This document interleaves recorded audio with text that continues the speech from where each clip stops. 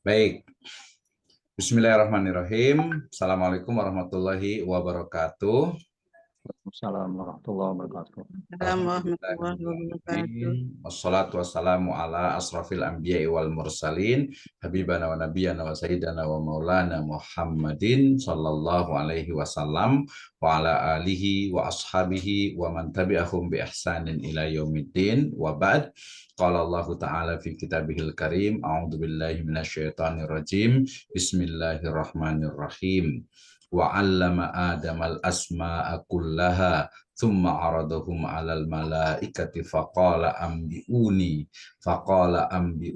bi asma'i haula'i in kuntum shadiqin. Wa qala aidan bismillahirrahmanirrahim, iqra bismi rabbikal ladzi khalaq khalaqal insana min 'alaq iqra wa rabbukal akram allazi 'allama bil qalam 'allamal insana ma lam ya'lam. Amma ba'd, fa inna asdaqal hadits kitabullah wa khairal huda Nabiyyu sallallahu alaihi wasallam. Alhamdulillah, syukur Allah Subhanahu wa taala yang telah memberikan kepada kita kenikmatan iman, Islam dan juga ihsan. Kemudian salawat dan salam sama-sama kita panjatkan kepada junjungan alam Habibana wa nabiyana wa sayyidana wa maulana Muhammadin sallallahu alaihi wasallam, seluruh baitnya, para sahabatnya serta orang-orang yang senantiasa mengikuti jejak sunnahnya hingga akhir zaman. Terima kasih kepada seluruh partisipan yang hadir pada webinar pendidikan agama Islam ya dalam atau dengan topik desain pembelajaran pendidikan agama Islam yang diselenggarakan oleh Pusat Penelitian dan Pengabdian kepada Masyarakat Sekolah Tinggi Agama Islam STAI Sirojul Falah Bogor. Baik.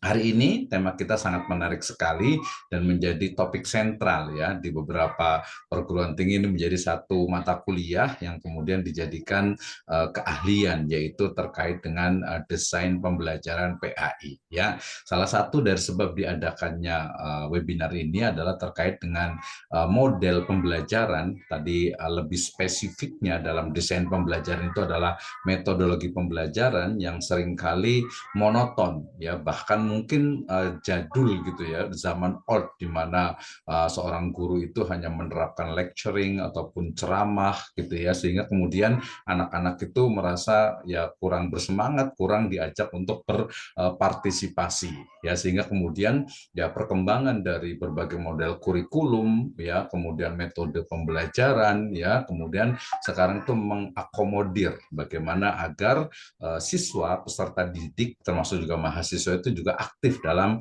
pembelajaran yang kita kenal dengan istilah student centered learning atau active learning. Nah, sebenarnya active learning ini juga sebagai upaya sebenarnya untuk bagaimana kita itu dalam proses pembelajaran di kelas itu bukan hanya gurunya yang belajar, bukan hanya dosen yang belajar, tetapi juga siswanya, peserta didiknya dan juga mahasiswanya tentu saja dalam hal ini. Itu yang pertama gitu ya, yang akan kita diskusikan. Jadi bagaimana sih sebenarnya desain pembelajaran specifically dalam mata pelajaran pendidikan agama Islam. Ya, kemudian lebih deep lagi, lebih dalam lagi sebenarnya nanti untuk mahasiswa S2 tentu saja bukan hanya mendeskripsikan dari teori yang ada, bahkan kita juga harus paham dari basic pemikirannya. Kenapa sih muncul teori active learning? Kenapa sih muncul nanti yang dibahas adalah tentang HOTS gitu ya? Kenapa muncul seperti itu? Kemudian juga nanti ada kalau di Malaysia itu ada namanya teknik berpikir aras tinggi gitu ya. Jadi bagaimana pembelajaran untuk mahasiswa gitu ya. HOTS namanya. HOTS ya. HOTS namanya. Menarik sekali. Nah, oke, tidak berpanjang kalam, tapi sebelum saya berikan waktu kepada Bapak Dr. Asep Kusnadi, saya akan bacakan dulu CV ataupun kurikulum beliau. Ya, beliau bernama lengkap Bapak Dr. Andes Asep Kusnadi, MPD, ya lahir di Ciamis 8 Mei, beda 2 hari dengan saya, ya saya 10 Mei, ya. Kemudian tempatnya di Sukaraja, ini satu kecamatan ya, dekat lah ya dengan STAI Sirojul Falah Bogor ya. Kemudian pendidikan S3 beliau di Universitas Negeri Jakarta UNJ tahun 2017, kemudian S3 juga di Universitas Pakuan sempat juga, kemudian S2 di UHAM Bangka tahun 2005, S1 di UIN Syarif Hidayatullah Jakarta.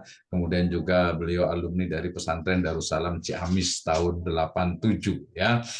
Tugas pekerja beliau saat ini sebagai Wakil Ketua 3 Bidang Kemahasiswaan dan LPM di Insida ya Jakarta. Kemudian juga tentu saya sebagai dosen tetap di Insida Jakarta, pernah juga saya mengabdi ya dengan beliau itu sewaktu beliau di Ketua STAIMI Depok ya, Sekolah Tinggi Agama Islam Madinatul Ilmi, kemudian juga sebagai trainer dan juga instruktur wawasan kebangsaan di PPWK Kesbangpol DKI Jakarta, kemudian juga Kadif Kepala Divisi Kurikulum di IIBS Brilian Al-Fatih Cianjur ya. Ini diklat dan seminarnya sangat banyak sekali, diklat, seminar, workshop dan juga khotib ya di Lemhanas Republik Indonesia, ya leadership di perguruan tinggi se-Indonesia, wawasan 4 pilar kebangsaan. Jadi ini kalau bicara tentang keislaman dan keindonesiaan sebagaimana juga moto ataupun juga visi dari Sekolah Tinggi Agama Islam Sirajul Falah Bogor ini, jadi bagaimana mengintegrasikan antara nilai-nilai keislaman dengan keindonesiaan ini sudah sangat cocok sekali ya. Kemudian wasbang banget. jadi ada wawasan kebangsaannya ini ya, ada visiting professor juga di Thailand, Indonesia, pokoknya di Maroko, di USA, ya, kemudian di Malaysia, Thailand dan sebagainya. Luar biasa sekali. Jadi kita tidak salah untuk pada hari ini kita mengundang Bapak Dr. Asep Kusnadi untuk mungkin ya kita belajar ya bagaimana sebenarnya desain pembelajaran khususnya dalam mata pelajaran pendidikan agama Islam. Terima kasih yang sudah hadir. Ini ada Pak Anton dari Mesuji, beliau juga guru PAI ya nunjau di sana. Ada Ibu Farida, terima kasih. Ada Bu Santi juga, ada Bu Pupun juga, guru di MTS Sirajul Atfal ya, Yayasan Sirajul Falah Bogor. Baik, menghemat waktu, saya persilahkan kepada Bapak Dr. Asep Kusnadi untuk memberikan materinya lebih kurang 25 sampai 30 menit. Setelah itu mungkin nanti kita lebih banyak diskusi, tanya jawab ya. Mungkin teman-teman ada yang mau ditanyakan, kita nanti persilahkan. Baik, kepada beliau Bapak Dr. Asep Kusnadi MPD kami persilahkan. Mangga, tafadhol. Baik, Assalamualaikum warahmatullahi wabarakatuh. Waalaikumsalam warahmatullahi wabarakatuh. Alhamdulillahirabbil alamin. Wassalatu wassalamu ala sayyidina Muhammadin wa ala alihi wa ashabihi ajmain wa ba'd. Yang saya hormati Pak Dr. Misno selaku Kepala LP 3M ya, STAI Sirajul Falah Bogor. Terima kasih beliau sudah mengundang saya dan malam ini kita ingin berdiskusi lah dengan kawan-kawan. Juga yang saya hormati kawan-kawan semua yang tentu dengan mohon maaf saya tidak bisa menyebutkan satu persatunya, namun tidak mengurangi rasa hormat saya. Alhamdulillah, salam kenal dan salam silaturahim. Ya. Yang pada malam hari ini kita ingin tukar pikiran lah, ya, tukar pikiran. Tentu teman-teman yang lebih banyak pengalaman di lapangan, ya. Dan saya juga dulu sebelum menjadi dosen, memang dulu juga saya guru, ya, guru agama. Guru agama saya juga dulu dari SD malah ya. Jadi guru agama dari SD ya. Kemudian SMP, SMA itu memang di situ ya. Nah, karena mungkin background sarjananya di syariah. Syariah ya. Iya. Baik, kita akan sampaikan materinya. Kita akan langsung saja. Silakan share screen. Share screen dulu ya. Silakan. Share screen.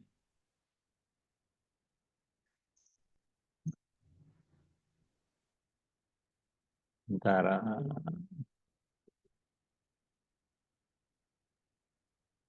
Oke. Ya, baik. Ya, jadi malam ini temanya adalah desain pembelajaran pendidikan agama Islam saya fokus saja. Tadi Pak Dr. Misno sudah menyinggung. Saya ingin sampaikan yang berbasis hot ya, salah satu saja ya. Karena memang kalau saya telaah di apa namanya buku yang terkait dengan desain pembelajaran ini itu banyak sekali gitu kan. Jadi rumah besarnya adalah desain pembelajaran. Kemudian nanti ada kamar-kamarnya. Nah, yang terkait dengan khususnya pembelajaran pendidikan agama Islam, saya belum menemukan secara khusus ya desain pembelajaran pendidikan agama Islam secara khusus. Hanya saja coba saya ini adalah dari hasil pengembangan saja, pengembangan kita ya, yang bagaimana dikaitkan dengan model mengajar pendidikan agama Islam di sekolah. Nah, sebelum membahas ke hal yang lain, tentu saya ingin menyampaikan mulai dari definisi desain itu sendiri. Apa sih pengertian desain pembelajaran? Jadi desain pembelajaran ini adalah sebuah ilmu yang tentu juga sama dengan ilmu yang lainnya.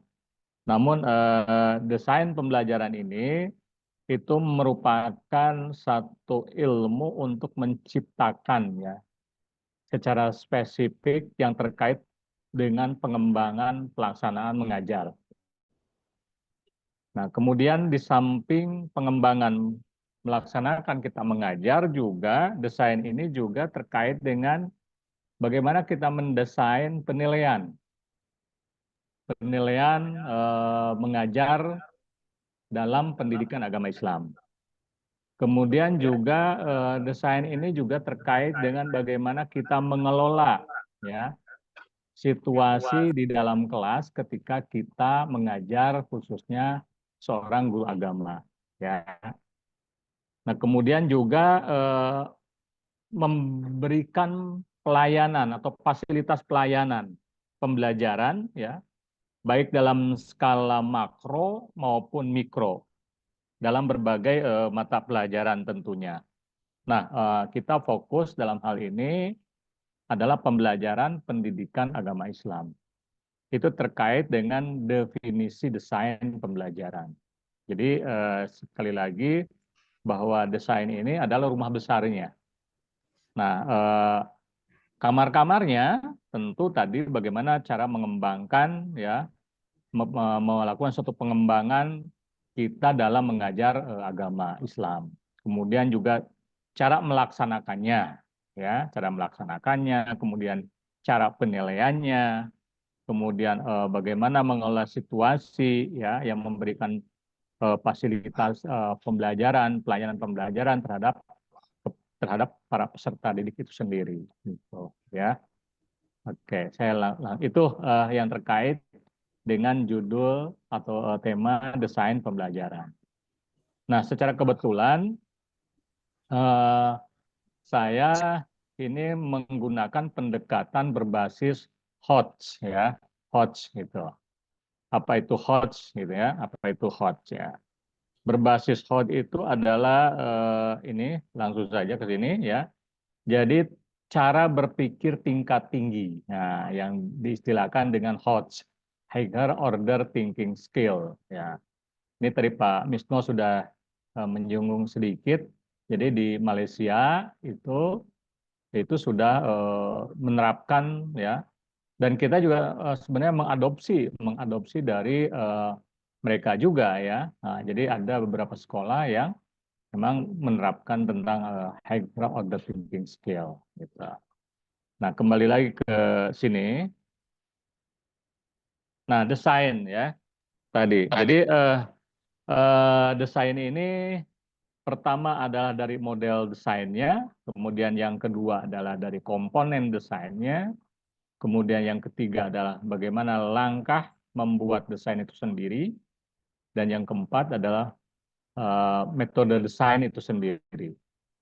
Nah, saya masuk ke model desain. Kalau tadi pengertian desainnya sudah saya sampaikan, sekarang apa saja sih model desain pembelajaran itu sendiri, ya. Nah, dalam desain pembelajaran dikenal beberapa model yang dikemukakan oleh para ahli tentunya. Nah, secara umum, jadi model desain pembelajaran ini itu dapat diklasifikasikan ke dalam model yang salah satunya pertama model yang pembelajaran yang berorientasi kelas gitu. Berarti apa namanya belajar in class ya. Nah, belajar yang ada di dalam kelas itu sendiri ya. Atau boleh juga nanti pembelajaran yang sifatnya outclass ya, indoor. Ada indoor, ada outdoor. Jadi kalau di kelas namanya indoor, ya di luar outdoor. Ya outdoor itu tadi disinggung Pak Misno juga bahwa desain pembelajaran bagaimana mendesain pembelajaran yang sifatnya outdoor gitu ya. Outdoor khususnya uh, untuk mata pelajaran agama Islam tentu ya. Nah, kemudian model pembelajaran yang berorientasi kepada sistem ya. Kemudian model yang berorientasi kepada produk itu di model desain. Kemudian model yang berorientasi kepada prosedural dan model yang terkait dengan komponen desain pembelajaran sendiri. Itu yang terkait dengan model desain. Kemudian yang kedua tentang komponen desain. Jadi di mana dalam pembelajaran ini terdapat komponen-komponen yang antara lain, misalnya kalau kita mengajar itu harus menentukan dulu tujuannya, ya. Jadi ketika membuat apa namanya, ya persiapan mengajar, ya kalau di perguruan tinggi namanya RPS, ya. Maka RPS itu harus dimulai dari tujuan. Tujuan memberikan mata pelajaran tertentu. Nah, kalau misalnya guru pendidikan agama Islam, maka yang harus dilakukan pertama adalah menentukan tujuan. Jadi ketika misalnya dalam mengajar pendidikan agama Islam tentang apa? Misalnya bab tentang toharoh misalnya, maka guru harus mengawali dengan tujuan. Apa sih tujuan yang ingin dicapai seorang guru ketika mengajarkan tentang masalah toharoh gitu. Misalnya wudhu, ya, toharoh wudhu, tayamum, ya, itu apa tujuan yang ingin dicapai, ya. Jadi tentukan dulu tujuannya. Nah, baru materi, ya, bahan ajarnya, ya, bahan ajarnya. Kemudian metodenya. Jadi dalam komponen desain ini tadi adalah menentukan tujuan, kemudian menentukan materi ya atau bahan ajar, kemudian metodenya ya. Jadi bagaimana anak cepat memahami dalam praktek wudhu misalnya ya, metodenya seperti apa ya metodenya. Ya metodenya tentu harus praktek langsung gitu. Jadi anak dibawa ke luar kelas gitu ke tempat wudhu ya. Nah, itu dilakukan dengan praktek langsung. Jadi nanti ada mungkin gurunya itu memberikan contoh ya, anak-anaknya disuruh baris barangkali ya. Nah, bagaimana kalau banyak? Tentu di shift ya, dikelompok-kelompokkan. Nah, ketika anak diajak untuk praktek wudhu, kemudian dikelompok-kelompokkan, kalau misalnya 5 kelompok, bagaimana yang dua tiga kelompok ke belakang gitu kan, agar anak-anak ini juga tidak apa namanya tidak ribut. Nah di sini juga guru harus mensiasati ya, apakah anak-anak itu diberikan tugas dulu ya. Nah, nanti setelah yang kelompok pertama misalnya dia selesai, baru dia giliran ke kelompok kedua. kedua. Kemudian kelompok pertama sudah selesai, mungkin diberi tugas lagi gitu. Kalau memang gurunya hanya satu orang, ya, kecuali ada beberapa guru pendamping yang lain untuk turut mengawasi gitu. Nah, ini juga masalah ya. Nah, kalau disuruh baris semua ya dijejerkan, kalau 30 siswa SD ya dikawal oleh guru sementara gurunya melakukan praktek wudhu, bagaimana nih ya anak-anak ini bisa tenang apa tidak kan gitu ya. Nah, ini juga harus ada caranya kan gitu ya. Kemudian medianya nih dalam komponen desain ini media apa yang digunakan ya? Medianya seperti apa ya? Kalau di dalam kelas indoor ya, tentu kita menggunakan apa namanya media yang sifatnya apa gambar ya, gambar hidup gitu, gambar hidup. Jadi anak-anak, jadi guru kalau mengajarkan tentang praktek wudhu ya, yang sifatnya indoor, tentu guru tidak cukup ya hanya sebatas gestur gurunya gitu ya. Nah, di situ tentu yang lebih baik ya, maka guru harus mensiasati dengan menyediakan media gitu ya, media yaitu PowerPoint gitu ya, atau langsung menampilkan YouTube ya dari laptop langsung ke Infocus gitu. Jadi anak-anak seolah-olah langsung nonton, itu kan lebih bagus gitu kan. Dan guru tidak capek gitu kan. Kemudian demikian juga ketika guru mengajarkan tentang sirah Nabi ya, sirah Nabawiyah atau sirah tentang para sahabat, sejarah kayak. Jadi kalau guru hanya menyampaikan secara lisan ya pasti tidak akan berkesan ya, tidak akan berkesan kepada anak-anak. Kemudian gurunya juga capek kan gitu kan. Capek. Nah, dalam hal ini beda dengan ketika guru mengajar menggunakan media ya, dengan media. Akhirnya kita hanya membawa laptop ya, kemudian menyediakan infocus ya, menyediakan layarnya. Syukur-syukur dalam kelas itu tersedia internetnya dengan bagus ya, wifi-nya bagus dan seperti itu ya. Nah, nah lebih bagus lagi kalau fasilitas di dalam kelas itu memungkinkan ya, guru mengajar itu tidak perlu banyak membuka buku gitu. Tinggal menampilkan saja gitu kan, tinggal cari ya, tinggal dicari gitu kan, tinggal tampilkan. Guru hanya menyampaikan atau sekilas membaca, boleh kemudian mempersingkat, menyimpulkan, menjelaskan langsung. Nah, anak-anak malah akan lebih bagus dia fokus ke depan, gitu ya. Nah, seperti itu. Kemudian mengevaluasinya masih dalam komponen desain. Bagaimana cara mengevaluasinya? Ya, mengevaluasi para peserta didik ini. Ya, nah evaluasi boleh dengan model tes, boleh ya, atau evaluasi dengan model tanya jawab, menyampaikan langsung ya setelah guru menjelaskan, kemudian dengan sistem random anak ditanya gitu ya. Misalnya coba misalnya Amir, bisa nggak ulas kembali materi yang ibu atau bapak tadi sampaikan ya, misalnya tentang sejarah apa ya, atau sebutkan tokoh-tokoh sejarah yang tadi Pak Guru sampaikan. Siapa tokoh yang tadi Pak Guru ceritakan, ya. Boleh 1, 2, 3. Jadi langsung, ya. Itu adalah model evaluasi, ya. Evaluasi secara langsung.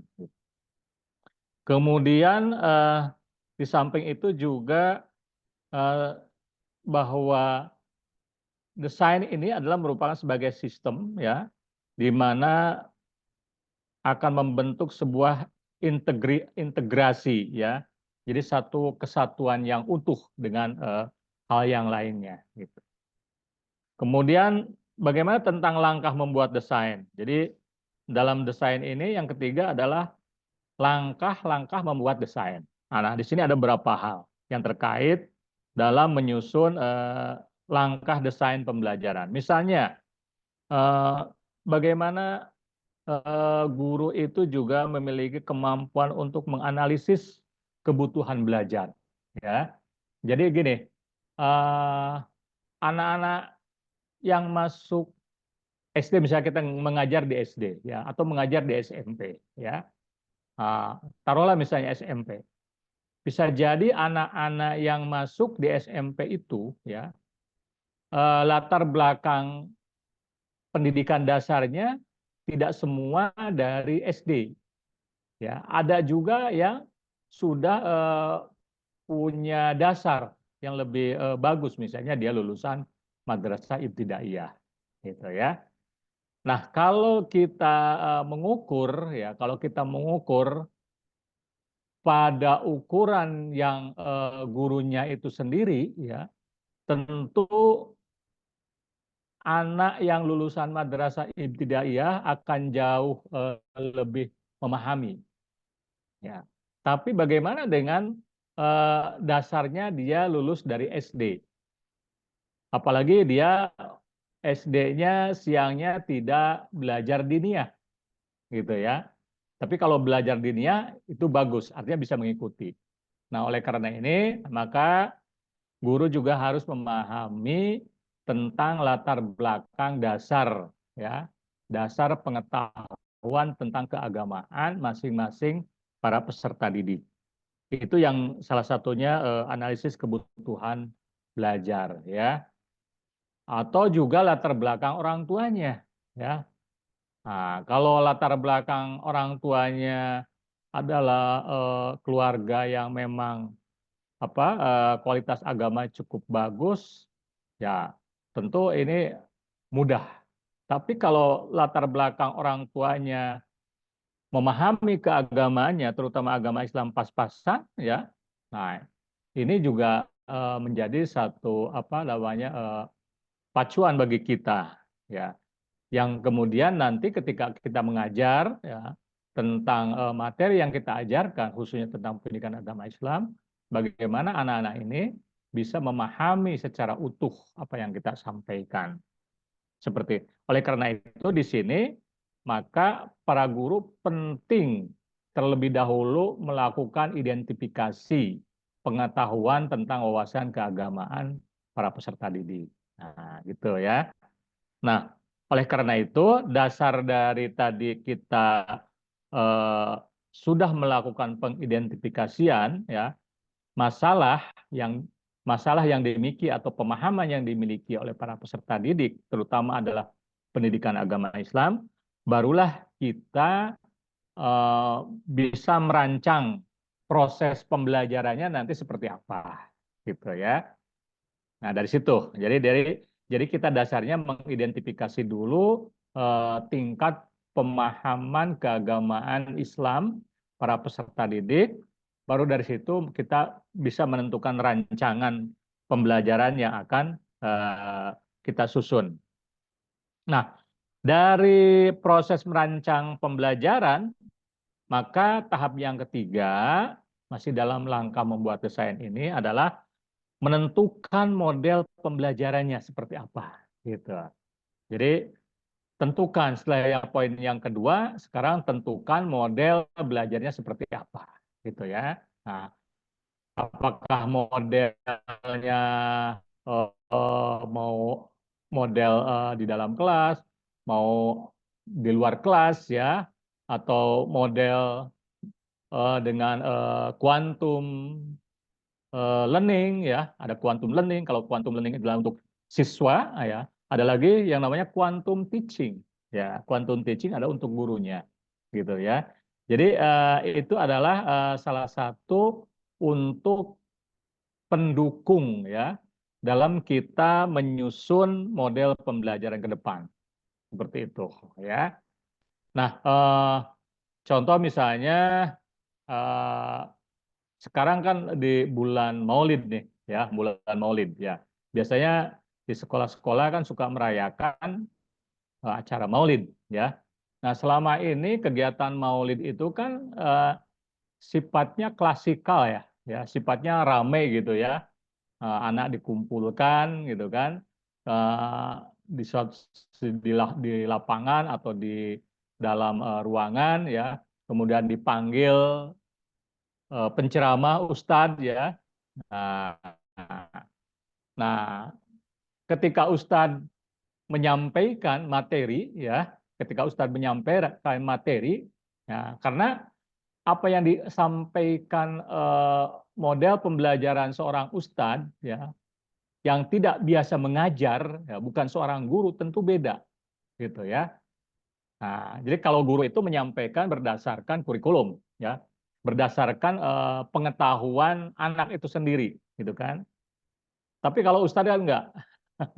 Nah, dia tidak terstruktur kalau ustadz ya. Jadi kalau ceramah ustadz itu tidak terstruktur ya, dan tidak lagi didasarkan pada kurikulum ya, gitu ya. Nah, di sini kan sifatnya ceramah saja ya. Apalagi dia hanya ceramah saja tanpa apa namanya disediakan ya hal-hal yang sekarang ini kan anak sekarang ini kan anak yang lebih melihat dalam bentuk konkret misalnya. Apakah itu melalui layar video di situ tayangkan gitu kan. Nah, jadi kalau kalau ceramah Maulid misalnya gitu ya, menghadapi anak-anak ya di sekolah hanya ceramah begitu saja, apalagi anak-anak tidak diberikan tugas. Ya, jadi boleh jadi yang bagus mungkin ya, karena itu hanya ceramah biasa saja, anak-anak diberikan tugas juga gitu. Suruh mencatat ya, mencatat gitu. Apa yang disampaikan oleh Ustadz gitu. Nah, tidak selesai pada tahap mencatat, terutama bagi anak SMP ya, gitu kan. Kalau anak SD mungkin masih memungkinkan. Tapi kalau anak SMP tidak selesai pada tahap hanya sekedar mencatat apa yang disampaikan oleh Ustadz, gitu. Tapi guru agama di sini harus juga memberikan apa namanya penguatan kembali. Ya, misalnya kemarin kan sudah dilakukan ceramah Maulid tuh ya di sekolah ya. Tolong apa yang dicatat oleh kalian bisa diceritakan kembali dalam bentuk paper misalnya. Ya, sesuai dengan bahasa mereka, sesuai dengan bahasa anak SMP. Papernya 2 halaman saja gitu ya, 2 halaman saja gitu ya. Nah, seperti itu.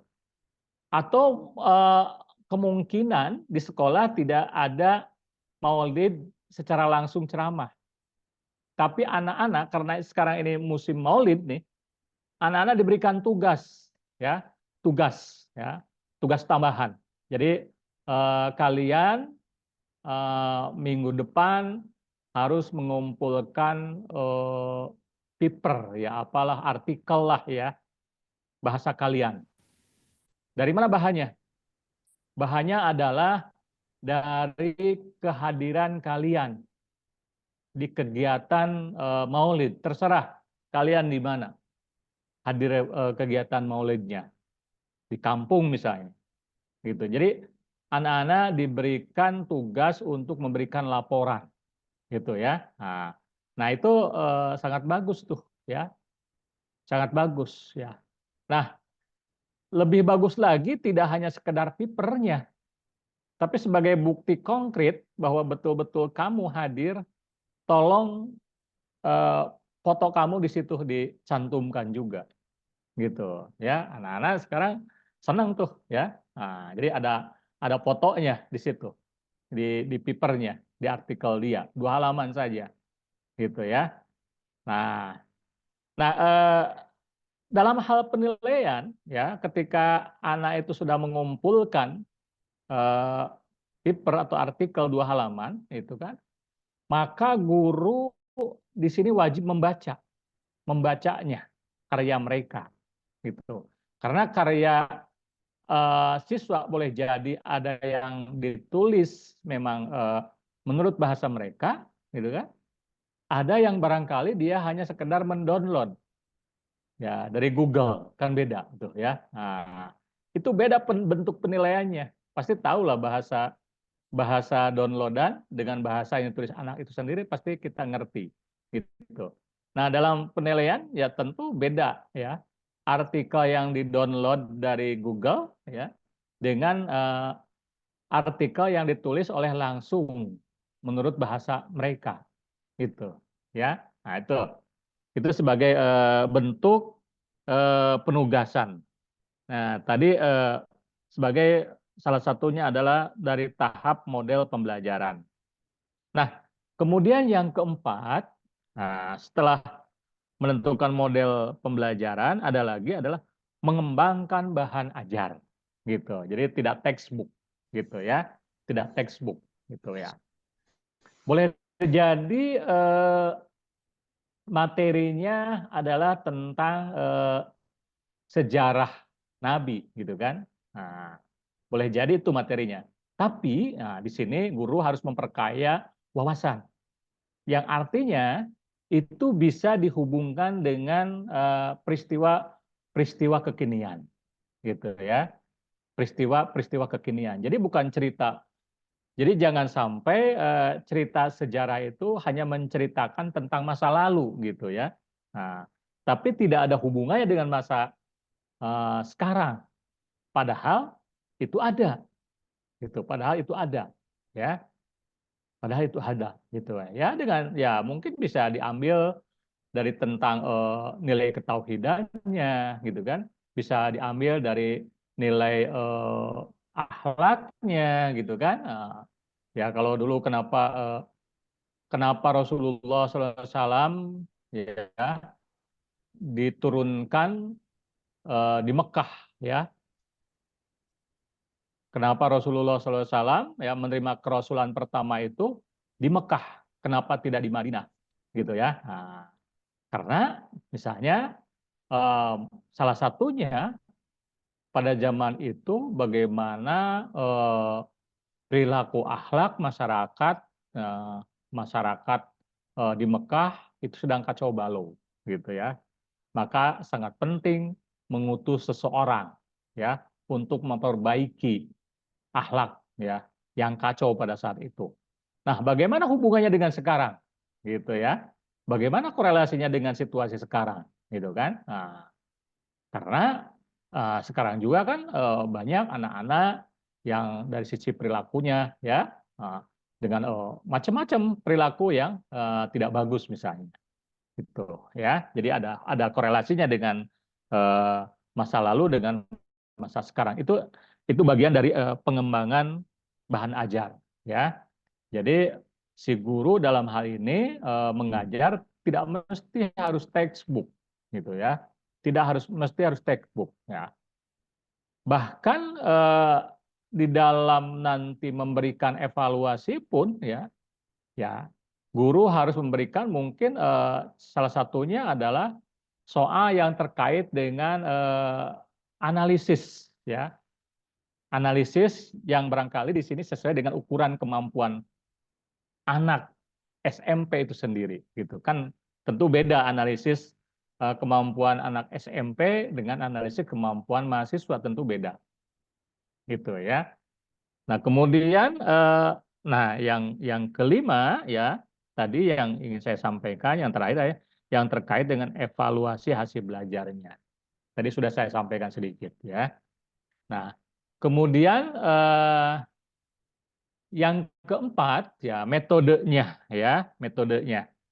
Metode di sini itu ada yang disebut dengan redefining, yang ada lagi yang disebut dengan managing, ada lagi dengan prototyping, ya, ada lagi dengan transporting. Nah, itu metodenya, ya, yang terkait dengan metode desain pembelajaran, gitu. Nah, yang pertama, apa itu dengan redefining?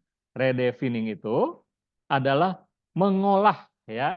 Ya, jadi di sini bagaimana kita mengolah kembali suatu desain, ya, jadi sesuatu yang beda, dan lebih baik, gitu ya. Nah, eh, ya tadi salah satunya sekarang kan banyak model-model pembelajaran modern lah ya, yang kekinian. Bahkan termasuk dalam mengelola sekolah macam-macam namanya, gitu ya. Nah, kalau swasta ada di Bogor ada yang namanya sekolah alam, gitu kan? Ada sekolah alam, gitu kan? Jadi anak-anak itu dia belajarnya tidak di dalam kelas, gitu ya. Gitu. Tapi dia menggunakan tenda, bahkan ada ruang belajar itu di atas pohon, gitu ya. Nah, namanya juga sekolah alam, gitu kan. Nah, jadi anak-anak itu belajarnya itu di apa dibangun sebuah sebuah saung, gitu kan ya. Tapi dia saungnya adanya di atas pohon, gitu ya. Nah, jadi anak-anak itu mau belajar naik dulu pakai tangga ke pohon, gitu ya. Nah, seperti itu. Atau anak-anak belajarnya yang terkait dengan tadabbur alam, ya. Ya. Jadi di luar dia. Ya. Jadi kebetulan mungkin sekolahnya di situ ada kali, ya. Kemudian kali itu diinovasi, ya. Ya, jadi taman. Jadi anak belajarnya di situ, ya. Di situ. Jadi menghadap ke kali. Nah, gitu ya. Nah, luar biasa seperti itu. Jadi tidak membutuhkan kelas yang besar, gitu ya. Namanya juga alam. Jadi anak lebih banyak dia berinteraksinya dengan alam. Nah, jadi dan di situ juga yang terkait dengan sentuhan alam itu bagaimana guru itu menginovasi materi tentu harus dikaitkan dengan apa namanya hal-hal yang sifatnya ya keesaan Tuhan, keesaan Allah, gitu kan, dengan ciptaannya dan segala macam kan, gitu ya. Jadi anak-anak tuh betul-betul merasakan, gitu kan. Nah, mulai ya dari tumbuhan bagaimana Allah apa namanya menciptakan tumbuhan dan sebagainya kan, seperti itu ya. Itu kaitan dengan materi-materi keagamaan, gitu kan. Kemudian managing ini yang terkait dengan pengelolaan, ya, pengelolaan. Nah, pengelolaan ini kalau di indoor di kelas, ya. Nah, jadi kelas ini bukan hanya sekedar difungsikan sebagai tempat belajar saja sebenarnya. Jadi guru agama juga bisa apa namanya menghubungkan, ya, menghubungkan keterkaitan anak belajar di dalam kelas, ya. Tetapi kelas itu juga adalah bagaimana difungsikan sebagai media belajar, gitu ya, media belajar. Lah, kalau kalau ngajar agama, media belajar di dalam kelas apa kira-kira? Ya, kira-kira apa kira-kira? Ya, ya kan banyak sebenarnya. Kan di dalam kelas juga ada udara, gitu kan? Di dalam kelas juga masuk tentang angin, gitu kan? Bahkan di dalam kelas juga bahwa kita semua yang ada dalam kelas ini sebagai makhluk ciptaan Allah, kan, gitu kan? Nah, itu juga kan bisa di apa dikembangkan ke arah sana, gitu. Jadi maksud saya kita mengajar sesuatu yang terkait dengan pemahaman keagamaan itu, maka bagi saya tentu lebih bagusnya tidak terlalu textbook, gitu ya, tidak terlalu textbook, ya. Tapi benar-benar anak itu dibawa kepada alur berpikir, ya, kepada nalar, ya. Nah, kemudian yang terkait dengan prototyping. Nah, prototyping ini yang terkait dengan masalah prototype, ya. Ya, prototype ini semacam project lah, ya, semacam project, ya. Jadi basisnya kepada project ya, kegiatan ya. Dalam hal ini tentu kegiatan ya, kegiatan. Tadi yang saya sampaikan pertama adalah bahwa anak-anak di musim Maulid ini, musim Isra Mi'raj ya, musim hari-hari besar keagamaan ya, maka yang lebih bagus anak itu diberikan juga penugasan terkait dengan penugasan luar ya, proyek ya, kegiatan ya, memberikan laporan tentang Maulid di lingkungan sekitarnya, memberikan laporan tentang kegiatan apa namanya, kalau kalau Hari Raya Idul Fitri misalnya kan, kemudian Hari Raya Idul Adha gitu kan. Nah, anak-anak bisa diberikan penugasan yang terkait dengan bahwa apa sih sebenarnya di situ, dielaborasi itu apa sih pentingnya menyembelih kurban misalnya kan gitu ya, ya seperti itu ya. Bahwa kalau perlu tadi anak-anak juga ada fotonya dia sedang mengikuti kegiatan sama-sama dengan warga gitu kan. Nah, membantu warga membagikan door to door. Nah, itu bagus tuh ya. Jadi langsung itu ya. Kemudian nah itu jadi banyak lagi sebenarnya gitu. Saya langsung ke ini